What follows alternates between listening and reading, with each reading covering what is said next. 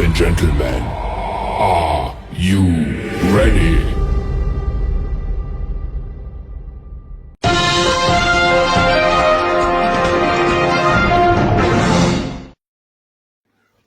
Oh, yeah, motherfuckers. Oh, yeah, I'm late, but I'm back. This is your main man, Mr. Can You Dig It, Baton Rouge Mayor, and I'm back with a couple hot ticks of these motherfucking politics. Hit that motherfucker. Oh, look, America. Donald Trump is a fucking maniac and he need to be stopped. The son of a bitch is talking about committing war crimes and motherfucking nuclear bombs. He's fucking insane. Lock his motherfucking ass up. Put the hand. Donald Trump is panicking at the worst moment of his catastrophic and unlawful war in Iran. Trump escalating this war to the point where some people are wondering if Trump intends to use nuclear weapons on Iran. And that is a distinct possibility after the post he just made where he threatened war crimes to obliterate the entire civilization of Iran if they refuse to negotiate with him. And Iran said, we're not going to negotiate with you ever again when you use that language. All communications, even through intermediaries, has totally been cut off after Donald Trump made a post about wiping out the Iranian people, the entire Iranian civilization, right after Donald Trump previously said, we're here to save the Iranian people. He says we're going to obliterate the civilization. Iran says there shall be no further even efforts to communicate through intermediaries, even to exchange messages, right? There's never been negotiations, according to Iran. There have been some messages that went back and forth through Pakistan and others. They said, stop talking to us after you made that post. And while Donald Trump made that post, the United States and Israel were striking in one of the largest escalations, striking Tehran, striking the Karg Island. Israel was striking train rails over there in Iran as well, the railway system rather. Let me show you what Donald Trump posted earlier this morning.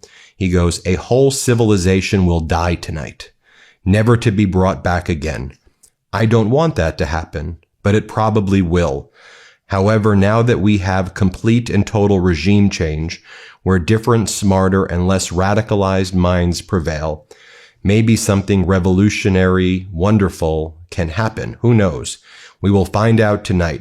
One of the most important moments in the long and complex history of the world, 47 years of extortion, corruption, and death will finally end. God bless the great people of Iran. So he says he will wipe out the civilization of Iran tonight, then says, God bless the great people of Iran. Now, even some of the biggest former sycophants of Donald Trump are calling for the 25th Amendment.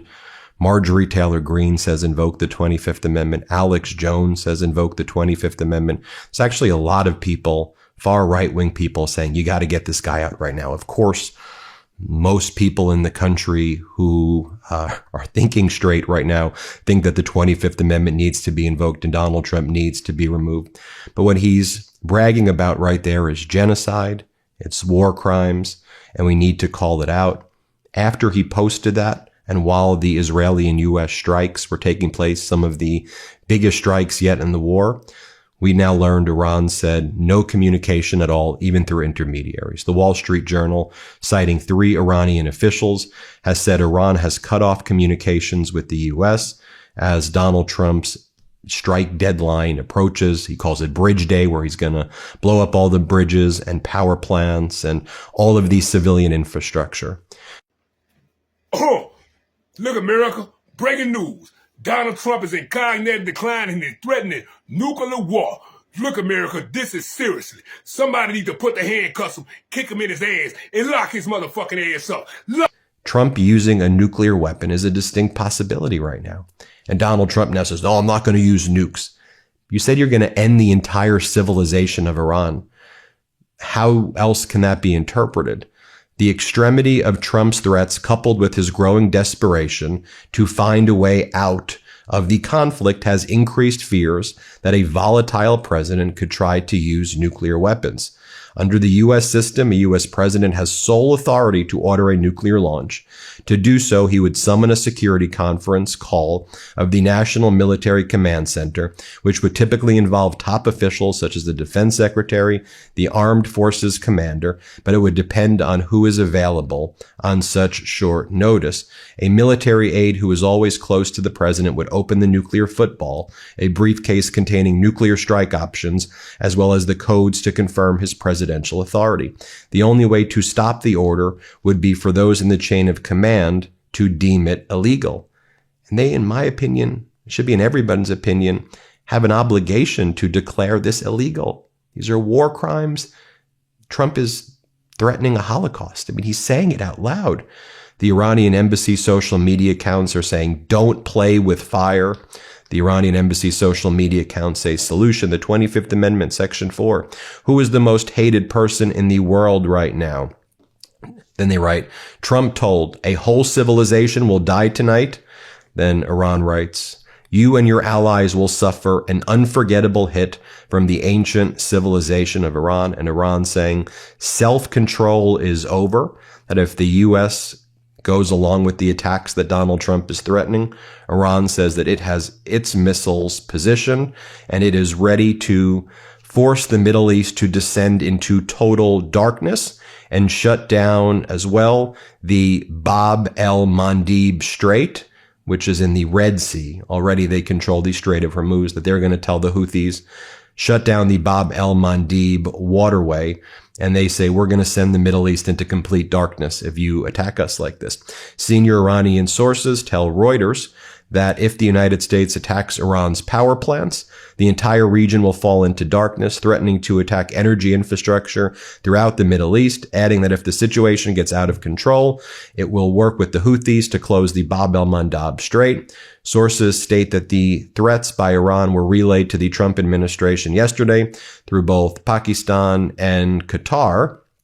Meanwhile, the IDF announced, as I'm reading this, that they've attacked 8 bridges in Iran today. Prime Minister Netanyahu of Israel says, today we attacked the railways and bridges used by the Revolutionary Guard. Also, senior Israeli officials are telling their local media, Iran will burn. If the deadline is not met, Iran will burn. Meanwhile, notices are going out to anyone in the Middle East through any foreign embassy saying, shelter in place. Things are about to escalate and get very, very dark and very, very bad.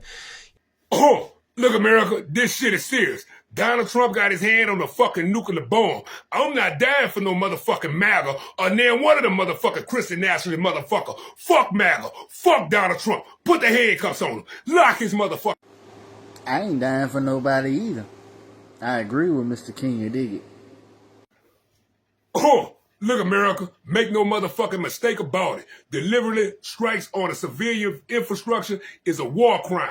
It's a motherfucking war crime. Put the handcuffs on him. Kick him in his ass. Lock his motherfucking ass up. So it looks like Donald Trump just blinked again after threatening to obliterate the entire Iranian civilization. Here to break it down with me is Brian Tyler Cohen, out with the new book, The Day After, How to Wield Power in a Post-Trump World. Pre-orders available now. So the pattern that we see, Brian, is that Donald Trump makes this threat of a genocide, a threat of war crimes, a threat on a massive scale. And then that rattles the markets. He gets called out for threatening war crimes. Let's be clear. He's already engaged in war crimes already. And we should speak with moral clarity when we talk about what he and Netanyahu have been doing. But he then goes to Barak Ravid, the same guy over at Axios. And this just happened moments ago. I mean, my report from 10 a.m. this morning Pacific time was Donald Trump basically seemed to be threatening nuclear annihilation. I don't know how else you interpret it. And then he says this is Barak Ravid. Progress was recorded in the last 24 hours in the negotiations between the U.S. and Iran, but reaching a ceasefire agreement by Trump's deadline at 8 p.m. still seems distant, according to a senior American official, a senior Israeli official, and 2 additional sources familiar with the details. Now, this follows Brian and Midas Mighty, senior Iranian sources saying if Trump does that, we're going to make the entire Middle East also light up in fire. We're going to shut the lights off there. We learned that there was some intermediary communications that may have been happening through Pakistan and others between Iran and Trump. The moment Trump posted that, Iran said, no more communications. We're not talking to you, even just to exchange possible messages. By the way, at your request, Trump, you're the one kind of coming to us. And now there's no communications. Then Trump posts that. And Brian, you break it down every day like we do here. You're an OG, someone who I admire, and you've been following Donald Trump's, career and just the modern day politics you covered in your book. Let's talk about this moment, then let's expand from there, Brian. What do you make of it all? Yeah, I think something that's especially interesting right now is in the immediate aftermath of Trump posting that genocidal threat, you had a bunch of even diehard Republicans come out and condemn what he was saying. Alex Jones, Tucker Carlson, Marjorie Taylor Greene, Joe Kent, all of these people started calling for an invocation of the 25th Amendment. And I think it's become clear even to, these diehard MAGA or former MAGA Republicans, the danger that Trump poses because he feels increasingly backed into a corner. And when he feels like he doesn't have power in a certain situation, he lashes out. This is something that he's done time and time and time again. He wants to feel like he's got total control. And so if that means he's got to wield the full weight of the US military in order to do that, clearly he has no qualms about doing that.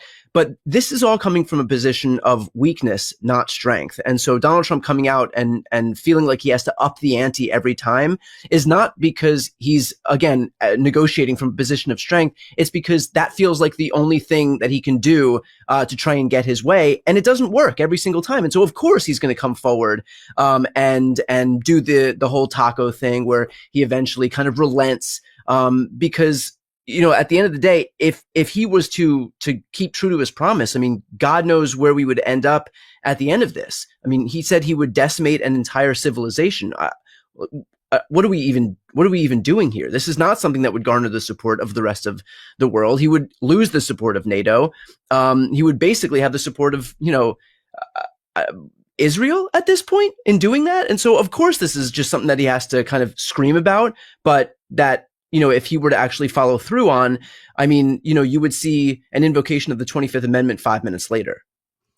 Right. I mean, when this all started, he said, which we knew was a lie, but what he said was, I'm doing this for the Iranian people. That's what this is about, right. And he's said that this is for the Iranian people, love when we bomb them. This is for them, and that goes though along with his past of, my opinion, being a predator and him say, him saying, this is for your own good. You want this. This is what you need, and so, but his post this morning, it's not directed at the Islamic Revolutionary Guard. It's not the government. He makes no distinction. He says a whole civilization will die tonight, never to be brought back again, he says. And so he's now turned this into a battle of civilizations against an Iranian civilization, which has been around for over 1,000 years with a proud history.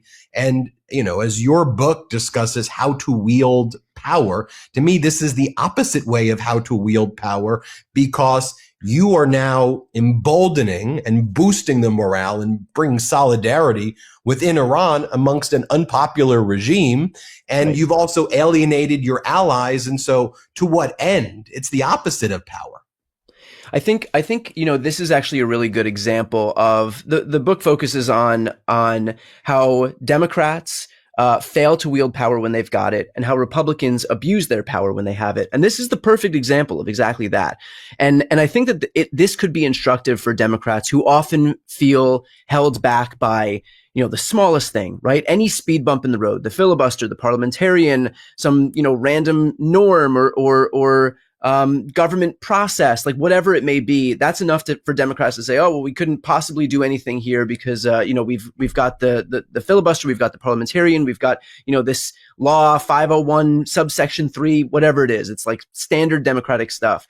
But Trump is showing that, where there's a will, he can make whatever he wants to happen. And I think that it could be instructive for Democrats to do this in a virtuous way. That doesn't mean upending the entire world order and threatening nuclear annihilation to another civilization. But it does mean recognizing that we shouldn't allow ourselves to be stopped by the smallest thing, and we can figure out what we want to achieve for the people who voted for us and stop at nothing to get it. And if that means that people can get healthcare, if that means that people could get some climate change legislation that actually has teeth and does something, if that means that we have education funding and infrastructure funding, if it means that we can expand the Supreme Court, all of those things are within our grasp. It's just a matter of having the political will to do it. And Trump is showing that when you have the political will, that power is enormous, and he's wielding it for the worst reasons possible. But he's got a compliant Republican Party, and they all have a will to move forward and consolidate and usurp this power for themselves. And I think Democrats can learn a little bit about how to wield power when they're in a position to get it. And again, you can do it in a virtuous way, and you must do it in a virtuous way. But you got to do it. Oh, look, America. Cocaine Pete Hegseth and dumbass Donald Trump is committing war crimes. Bombing civilian infrastructure and lights and civilians is war crimes. Put the handcuffs on both of them. Yesterday, Hegseth surprised the Pentagon and White House by firing the Army Chief General Randy George, a respected close ally of Army Secretary Dan Driscoll.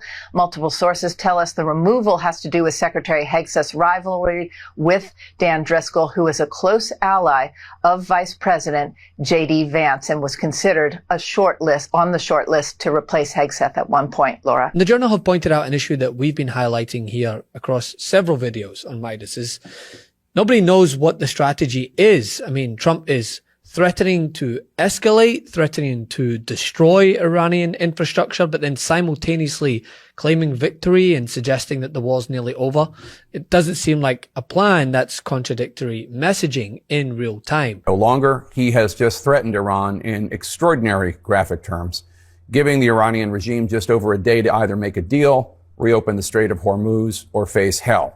If your children are watching, be warned, the president did not use polite language. Quote, Tuesday will be Power Plant Day and Bridge Day, all wrapped up in one in Iran.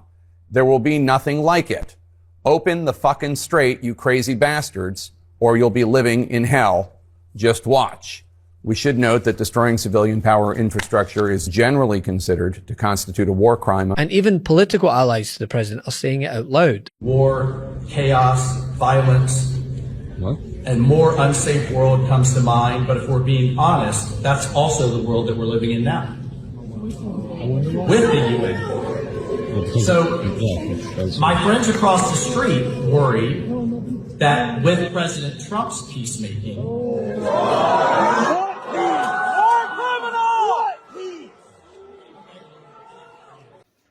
Oh, look, America. Breaking news, breaking news, breaking news.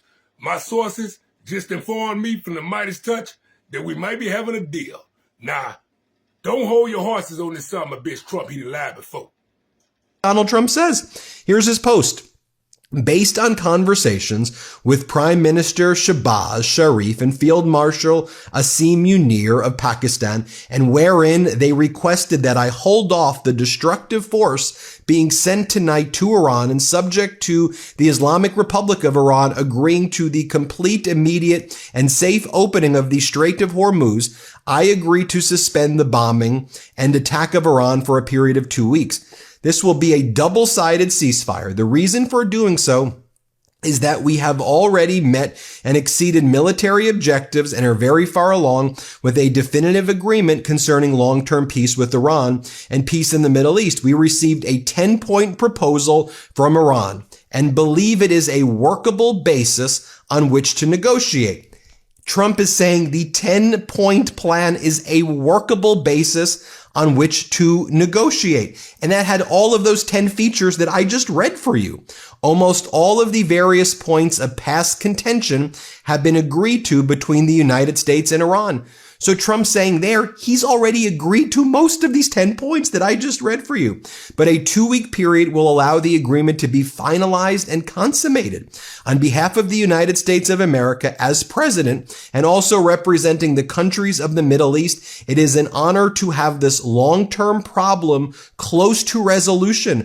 Thank you for your attention to this matter. Donald J. Trump, that's his statement. What we're also hearing about this ceasefire is China was very influential in working with Pakistan, and Russia was involved as well. And Donald Trump just tapped out. He agreed to all 10. And it's not like he said, well, it's not just that he said it was a framework to negotiate within. He said that almost all of the various points of past contention have been agreed to already. So let's take a look at the statement from Iran's Supreme National Security Council, calling this a crushing defeat for the U.S., saying that they've been forced to accept their 10-point plan. Iran claims U.S. has agreed to continued Iranian control of the Strait of Hormuz, continued enrichment of uranium, war reparations, full reparations, and U.S. leaves its military bases in the region. Statement of the Supreme National Security Council of Iran on the 2-week ceasefire and negotiations. The enemy,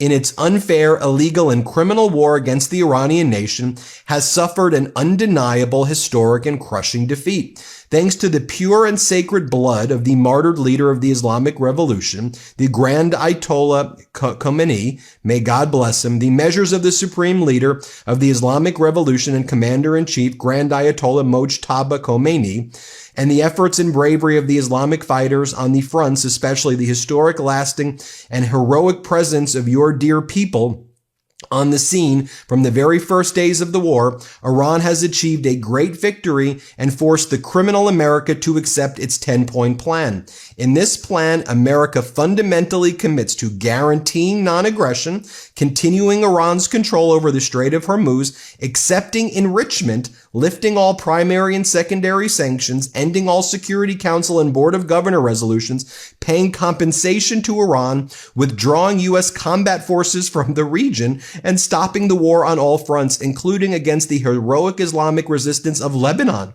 We congratulate all the people of Iran on this victory and emphasize that until the details of this victory are finalized, there is still a need for the perseverance and prudence of officials and the preservation of unity and solidarity among the Iranian people.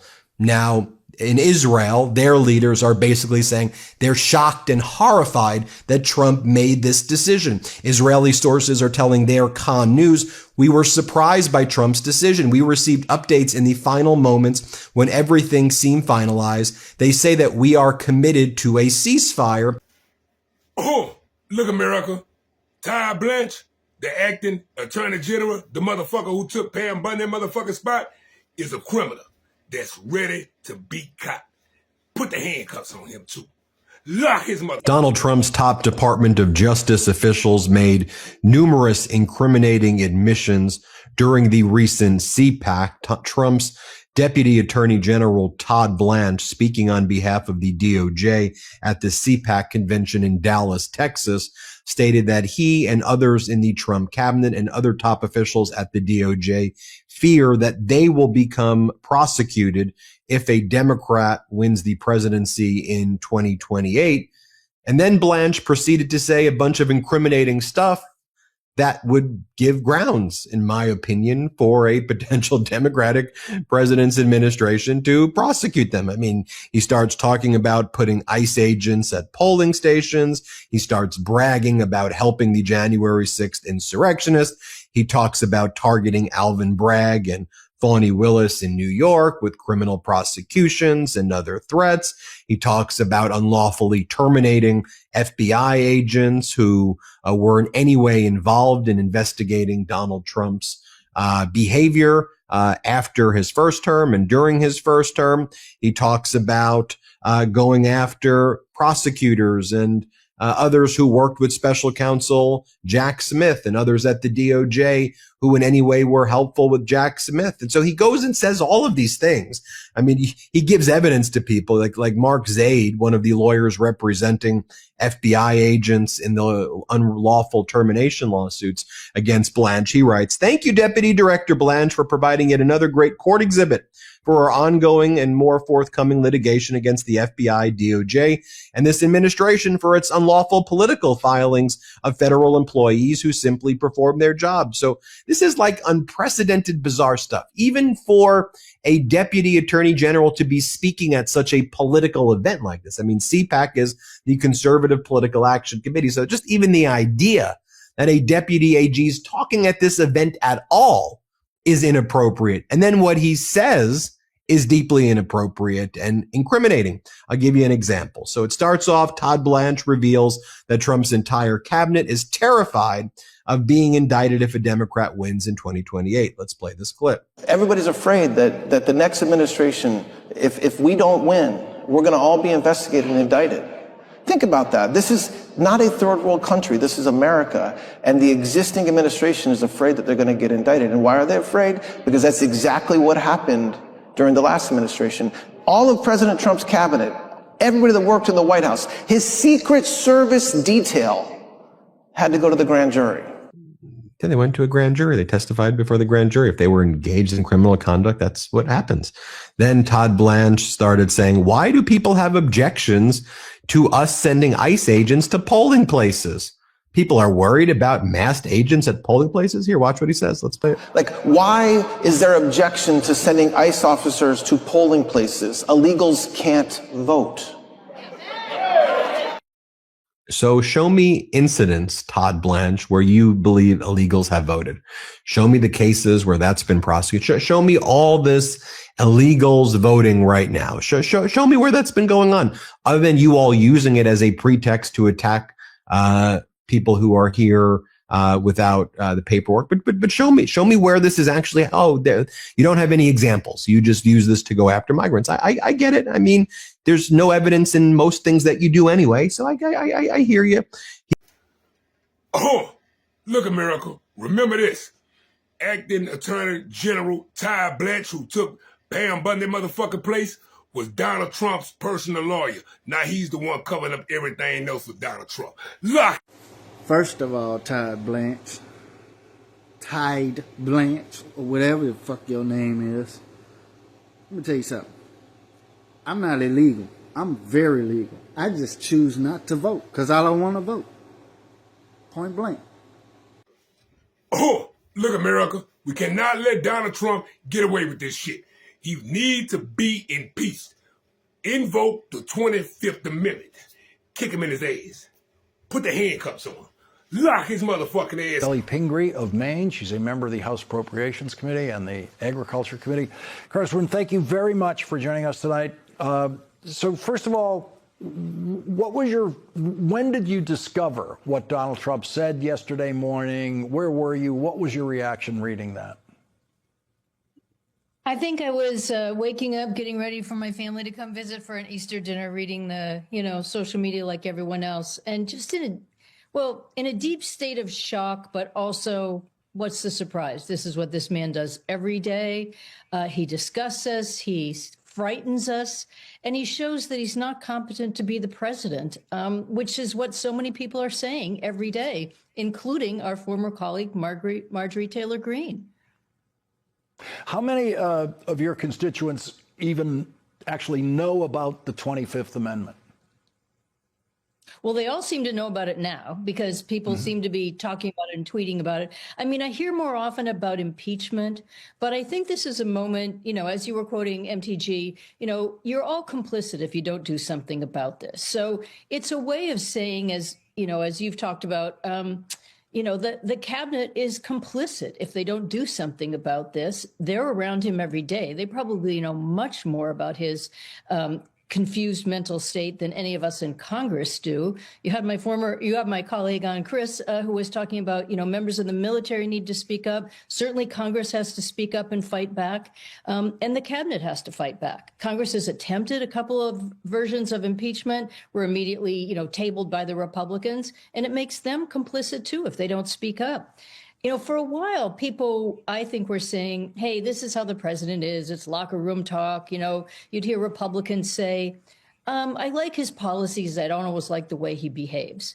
But now I hear more and more people saying to me, how much of the world is he changing in a way we can never get back? They're worried about climate change. They're worried about his economic policies, destroying the social safety net, our healthcare system, our system of feeding people. And now they're worried that he's gone, and started another war when he promised he wouldn't, that he was going to be the president who ended these endless wars. And he's got the nuclear codes. And he gives these unhinged arguments every single day that change the strategy. Even if you're not a military expert, you hear one day, oh, everything's going to be fine. You hear another day, he's going to bomb them all to smithereens. And it's deeply troubling. Americans, whether you pay a lot of attention to politics or not, whether you're Republican or Democrat, they have a deep sense of what's decent, what's normal, what should be allowable in our culture, and, how a president should act. And even though we've been normalizing some of these things by the behavior continuing, I just find more and more people they're frightened, they're angry, and they want to know when it's going to end. Oh, look, America. Donald Trump said he want to punish and destroy a whole race of people. That is called genocide. That is a war crime. Put the handcuffs on him. Lock his motherfucking... Every single step of the way is not going to work. And so you've had Mike Johnson, you've had John Thune, you've had every single member of this Republican conference, except for Thomas Massie, come out and fail to exercise the authority and the autonomy that they have as a co-equal branch of government every step of the way, because God forbid they're on the receiving end of a mean tweet. God forbid. And so now I hope people recognize that this is unbridled Republican governance in action. They own all of this. It's not just Trump. It is the rest of this Republican Party. Trump isn't on the ballot in 2026. He's not going to be on the ballot in 2028, but the rest of these Republicans will, and they are just as responsible for what we're seeing right now as Donald Trump is, because if they had one modicum of a spine, even a fraction of a vertebrae, this wouldn't happen. But every step of the way, these people have felt that it was more convenient for them to just sacrifice every ounce of their autonomy, contract every ounce of their agency over to the executive branch. And this is the natural conclusion of exactly that, where their president, who they have emboldened, is now coming out and threatening to eliminate entire civilizations. That doesn't happen without a Republican Party that fails to step up when Donald Trump is threatening Venezuela and Cuba and Greenland and Panama and Canada. This is the natural conclusion of all of that, and it wouldn't happen without a compliant Republican Party. Oh, look, America. Fox and Friends News, Jesse Waters, Laura Ingram need to be locked up. They are provoking Donald Trump to keep bombing Iran, trying to commit war crimes. The whole newscast need to be locked up. Put the handcuffs on him. Lock his motherfucker. In this case, President Trump is not dealing with high-minded diplomats. These are Islamic, radical, fascist, murdering thugs who value power, violence, and death. It is a culture of death and almost nothing else. So President Trump on, yes, Easter Sunday morning spoke their language in posts and in statements, clearly presented Iran with two options. And this is where we stand. We will know in less than 24 hours. They have a chance to choose peace or they will choose obliteration. All the power is in their hands.